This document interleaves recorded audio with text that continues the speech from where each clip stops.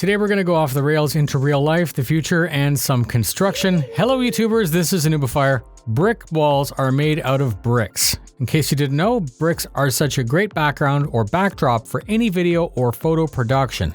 Not too busy, quite neutral, but it still has that unique character. You can completely change the look based on lighting, and you can play a little bit with shadows because there is actually a lot of depth in them. Many of you may already know that I officially retired from the military on the 31st of January, freeing up all sorts of time to expand the channel, which is what I'm going to be doing. You may have also already seen a second new YouTube channel pop up to push esport content, which is road sim, both live and video format.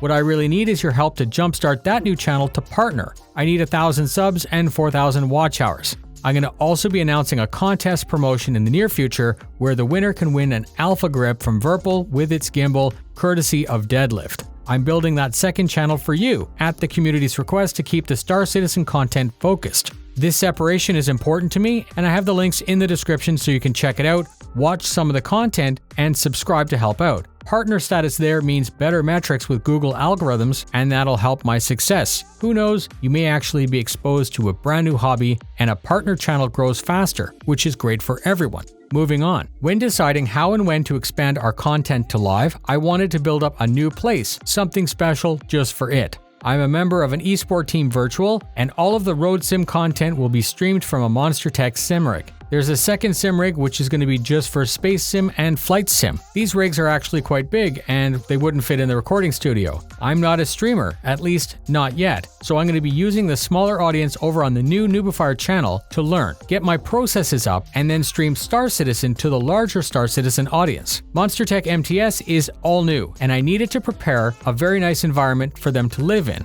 When streaming from such a large platform as MTS Sim, a very large green screen becomes problematic. I was willing to explore and invest in the right option. I've seen other podcasts and studios with brick backgrounds, and when doing more research, I was actually inspired by the old brick walls that you'd find in New York flats. Tattered, weathered, and imperfect. Something nice to look at, a mix of old brick with thick mortar slapped together quickly. That look was perfect, and it worked out to be about $7 a square foot plus adhesive and mortar. A bit expensive, but when considered to be an investment in the channel, not so bad. Walls were a total of 150 square foot, the boxes cover 15 square foot each, 10 boxes plus one for 10% extra. I ordered 10 boxes of red, 1 box of brown, and then waited.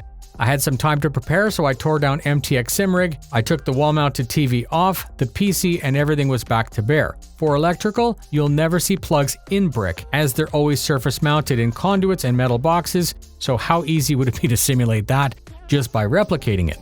Leaving loose plugs and wires in a wall is against construction code here, so I spent the time pulling them out and patching over the holes that they left. I was able to get 2 individual 15 amp circuits in this location for PCs, lights, extras, such as perhaps a motion rig in the future.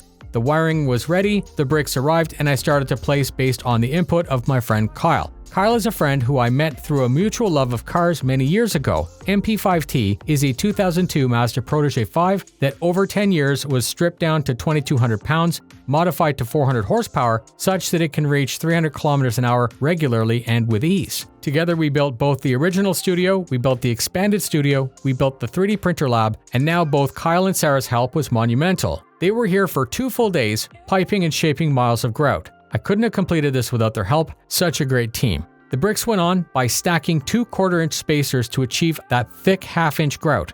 3 buckets of commercial tile adhesive were applied by buttering the bricks and then sticking them to the wall. 8 days, row after row, day after day. I didn't want to get too far ahead, and I noticed that the glue was starting to saturate the drywall a little bit, so it was important to let the fans do their work. Is the wall perfectly straight? Yes, the wall itself is perfectly straight. Are the rows of bricks on the wall perfectly straight? No, not at all. But going back to that mission statement to turn-of-the-century New York brick wall slapped together quickly, the effect made me very happy. We would need to pipe the grout into the gaps, so we set up as a team. I would mix and load the piping bags, Kyle would pipe and apply basic shape, and then Sarah had the most important job, which was to manually shape the cement as it was setting. As I said, their dedicated effort over 2 long days was my key to success, and I could not have completed this alone, even if I had 2 months to do it.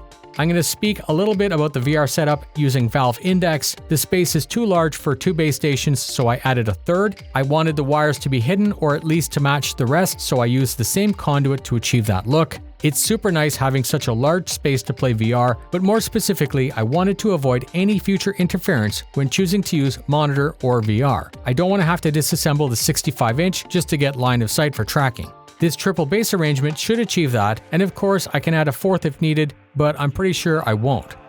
I'm going to quickly run down what's next. We have tested this space for driver interviews. It looks great, the audio isn't and wasn't. When I'm streaming, I'm going to be using a Shure SM7B microphone because it's actually very good. It sounds very good even in an untreated room, but to help that out, I'm going to be reaching out to AeroZoom. They make some of the easiest sound control solutions. I use them throughout my studio from the interior walls. They offer this community a promo code, and if you have any specific questions about how to tame the echo in your own space, please contact me anywhere on social media. So AeroZoom, what I'm thinking about that'll help me achieve a professional sound in this new space are those hexagon tiles. It's going to look great, and most importantly, it's going to sound great. So we've come to the end of this little update with some parting shots. Please help me partner Noobifier Competition YouTube by watching and subscribing over there. Please look out for reviews and build logs for the 2 MTS rigs from Monster Tech. Please watch out for live streaming esport racing content and Star Citizen content. Everything is shaping up to be the best year for Noobifier Media, and I appreciate your continued interest and support. Fly safe, and I'll see you in the verse.